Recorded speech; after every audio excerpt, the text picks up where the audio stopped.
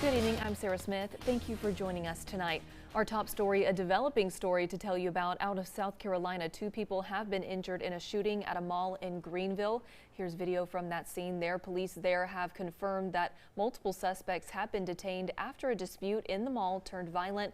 This is a developing story and we'll keep you updated on air and online as we learn more. Well, the Chatham County Fire Department responded to a water rescue today near Moon River and Vernon River. CCFD says crews were dispatched just after 5:30 this evening to Marina Drive for the rescue. When they arrived, crews were able to locate the boat, which was taking on water with 3 people on board. All 3 were safely rescued and brought to the shore. No injuries have been reported. And a Bryan County man is recovering after a lightning strike earlier this evening. We're told it happened in the parking lot of Fishtails restaurant in Bryan County. The restaurant's owner says the man was exiting his truck when a tree he was parked underneath was struck and the man was hurt. Law enforcement quickly responded. We're told the man was alert and talking at the scene, but was unable to stand up at the time. He was taken to a local hospital, and we are working to learn more information about this incident and the man's current condition. We'll keep you updated on air and online. Well, WSAV is your local election headquarters, and Election Day is this Tuesday in Georgia's primary runoff elections, and there are some major races on that ballot. On the Republican ballot, the race for governor is in a runoff this Tuesday. Republican voters will choose between businessman Rick Jackson and Lieutenant Governor Burt Jones to be their party's nominee.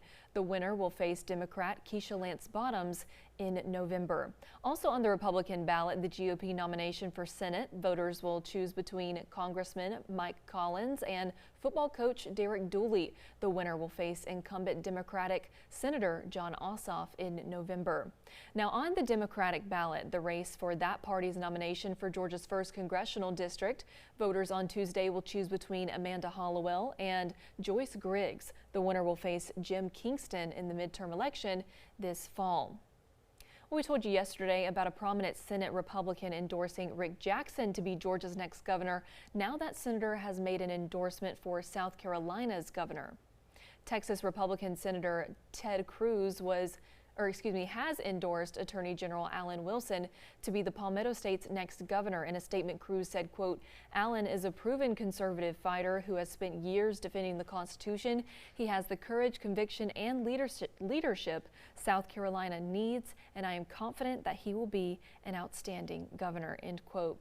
Today, Wilson also secured the endorsement of Lowcountry State Senator Tom Davis. The Attorney General is set to compete in a runoff election against Lieutenant Governor Pamela Yvette to determine who will face Democratic nominee Jermaine Johnson in November. Runoff election day in South Carolina is June 23rd. And of course, for more information about elections in both Georgia and South Carolina, head to WSAV.com/electionhq. Well, we're going to take a live look outside now over Savannah's beautiful River Street. It was a hot day that turned out to be pretty stormy. We're going to check in with Storm Team 3 meteorologist Hannah Evans for a look at the forecast. Hey Sarah, yeah, we were hot and humid, and then we saw those afternoon and evening storms move in, and that helped cool things down for where they did move through. So you were lucky to see one if you did see one earlier. Now we're mainly dry, just tracking a few showers still lingering over toward Bacon County at this hour, and that is still due to just some extra moisture in the vicinity. There's a stalled front to our north, and that will continue to stay there, providing the same type of pattern tomorrow. But tonight it is going to be pretty warm and muggy overnight. Lows are just going to fall in the upper 70s. Right now we're mainly still in the 80s across the region, still at 83 degrees in Rankin and in Beaufort, and tomorrow morning we're just going to be in the upper 70s. We have another very hot and humid afternoon. Highs tomorrow reach the mid to upper 90s again. Those heat index values into the triple digits, and we're going to stay very warm and humid through Monday before we do get a little bit of relief for Tuesday and Wednesday, which I will talk more about in just a few minutes. Sarah. Hannah, thank you. Well, Juneteenth celebrations are already commencing here in Savannah to honor the resilience of African Americans freed from slavery, many of them not finding out about their freedom until years after the Emancipation Proclamation was issued. 2 museums shared in those celebrations today. WSAV's Jillian Coles was there. While it's celebrated every June 19th, the Telfair Museum and Savannah African Art Museum invited the community to take time today to reflect.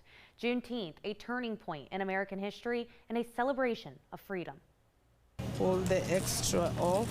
When you had kids, you will do one of these around the wrist, the neck, the waist, and then the ankle. It just shows you if the kid is growing faster or slower. Rosu Banaga, owner of Naisumitu African Jewelry, was one of the local artists who shared their work and their story at the Savannah African Art Museum. The crafting techniques are from her childhood in Kenya. Balls are really tiny. It takes a minute to see where you are putting the string. And at the Telfair Museum, an exhibition celebrated historic Gullah Geechee artistry. So Roots in the Rushes, African American basketry of the Low Country, highlights one of the longest traditions of quilled basketry in our Low Country region. These baskets were really sewn for plantation use on our barrier islands, kind of help with the work. They're very durable, very sturdy, so it's really helpful to do that heavy repeated use. And while celebrations throughout the city varied, all shared a mission of honoring those who were freed. The last enslaved individuals in Galveston, Texas were not freed until 2 years after emancipation. So it's really to commemorate their honor, or their legacy, and honor them, really. Iba, Ori, Aperi, our higher self. Juneteenth, first and foremost, is a celebration of freedom. Savannah African Art Museum Director Alyssa Faye Evan Newsom says their focus this holiday was promoting togetherness and inspiring the community to explore their roots. With this art, we allow people to come in and step back and find out what their culture was and see some of the art from their culture and the stories and history. Events will continue throughout our area leading up to the 19th this Friday. For a list of celebrations, visit WSAV.com/Juneteenth. Jillian Coles, WSAV News 3 on your side. I'm curious. I want to know what's on your mind. I'm curious. And the place where freedom started held a celebration of their own to honor Juneteenth today.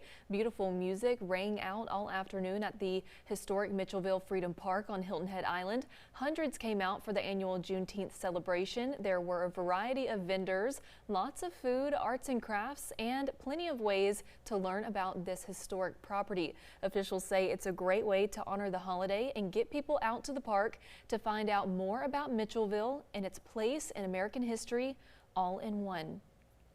Well, a special night of grace, beauty, and confidence at the Yamacraw Performing Arts Center here in Savannah. 17 young girls took center stage for the 2026 Precious Gems Junior Debutante Cotillion, sponsored by Martha Incorporated and Alpha Kappa Alpha Sorority Incorporated. The program celebrated the achievements of these young ladies. The event highlighted the lessons and life skills the middle school students have learned over the past year and a half, helping prepare them to reach their full potential. It's a culmination of their hard work. They have been together for 2 years. They've bonded, they've grown, they've improved upon their public speaking skills and their presentation skills. So it's just a culmination of their hard work over the past 2 years. Their presentation to society was an emotional moment as family members, friends, and supporters looked on with pride. Ashley Curry was named second runner-up, while Willow Badger earned the title of first runner-up. And there you see her. Congratulations to Jasmine Vaughn, who was crowned Miss Precious Gem 2026.